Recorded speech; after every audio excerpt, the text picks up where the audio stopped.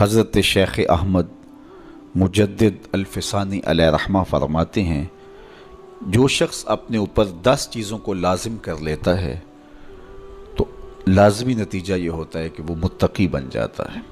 وہ 10 چیزیں کون سی ہیں؟ ماہ صیام کے ان حسین لمحوں میں ہمیں وہ 10 اوصاف اپنے اندر پیدا کرنے چاہیے تاکہ ہم متقی بن جائیں، اور متقی اللہ کے محبوب بندے ہیں۔ تقوی اختیار کرنے والے اللہ جل شانہ کی رحمتوں کے خاص مستحق ہیں۔ جنہیں تقوی کا نور نصیب ہوتا ہے وہ اللہ کی رحمتوں کے سائے میں آ جاتے ہیں۔ اگر ان پر مصائب، آلام، مشکلیں آتی ہیں تو ان کے تقوی کی وجہ سے اللہ انہیں راستے عطا کر دیتا ہے۔ وَمَن يَتَّقِ اللَّهَ يَجْعَل لَّهُ مَخْرَجًا وَيَرْزُقْهُ مِنْ حَيْثُ لَا يَحْتَسِبُ۔ اللہ اکبر۔ ارشاد فرمایا کہ جو اللہ سے ڈرتا ہے، تقوی اختیار کرتا ہے، اس کے لیے ہم مصیبت سے نکلنے کے راستے پیدا کر دیتے ہیں، اور اللہ جل شانہ اس کے لیے وہاں سے رزق عطا کرتا ہے جہاں سے اسے گمان بھی نہیں ہوتا ہے۔ تو یہ تقوی کا نتیجہ ہے جو اہل تقوی کو نصیب ہوتا ہے۔ تو حضرت شیخ نے 10 وہ امور بتائے جو اپنے اوپر لازم کر لینے سے تقوی نصیب ہوتا ہے۔ سب سے پہلی بات آپ فرماتے ہیں زبان کو غیبت سے بچائے۔ اتقاء کے حصول کے لیے زبان کو پاک کرنا ضروری ہے۔ انسان کے زیادہ تر گناہ اس کی زبان کی وجہ سے ہیں، اور غیبت یہ بدترین عمل ہے، اور اس کو بدکاری سے بھی برا قرار دیا گیا ہے۔ الغیبت اشد من الزنا۔ تو اپنی زبان کو غیبت سے بچائے۔ دوسری بات ارشاد فرمائی کہ بدظنی سے بچے، کسی سے خواہ مخواہ بدگمان ہو جانا اور اپنے دل کو کسی کے لیے میلا کر لینا اور اس کی بدگمانی دل میں پالنا، تو یہ تقوی کے منافی ہے۔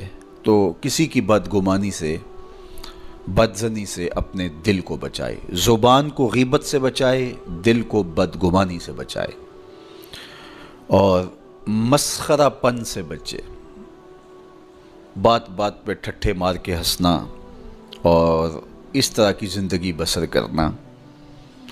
اور آج کل تو جب بھی دوست احباب اکٹھے بیٹھتے ہیں تو سنجیدہ اور متین باتیں کم ہوتی ہیں، زیادہ وقت لطیفوں میں ہی کٹ جاتا ہے۔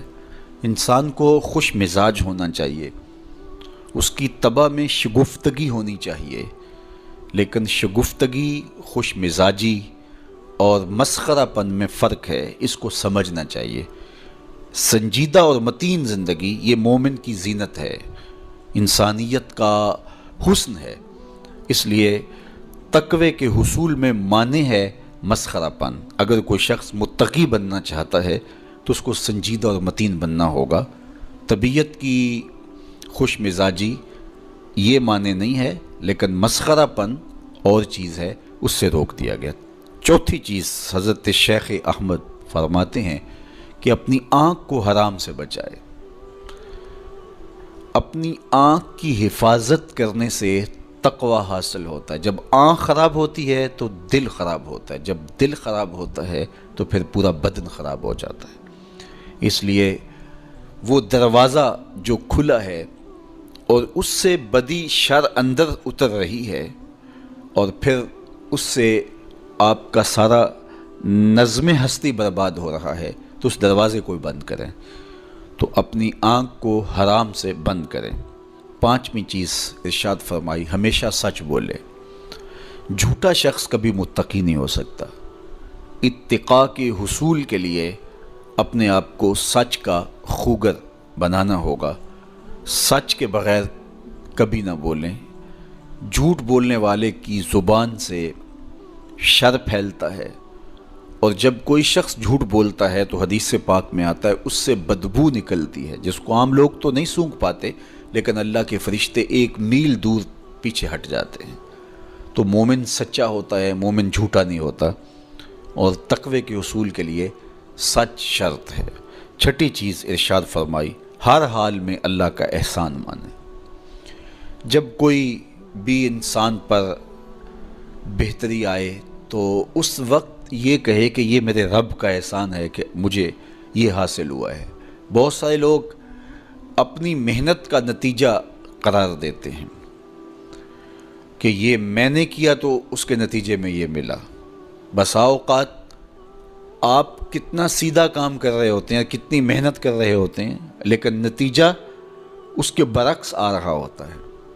سیدنا علی المرتضیٰ رضی اللہ تعالیٰ عنہ فرماتے ہیں، میں نے اللہ کو اپنے ارادوں کی شکست سے پہچانا، تو یہ اس کی کرم نوازی ہے کہ اس نے ایسا کر دیا۔ صحت میرا کمال نہیں، یہ اللہ کی عطا ہے۔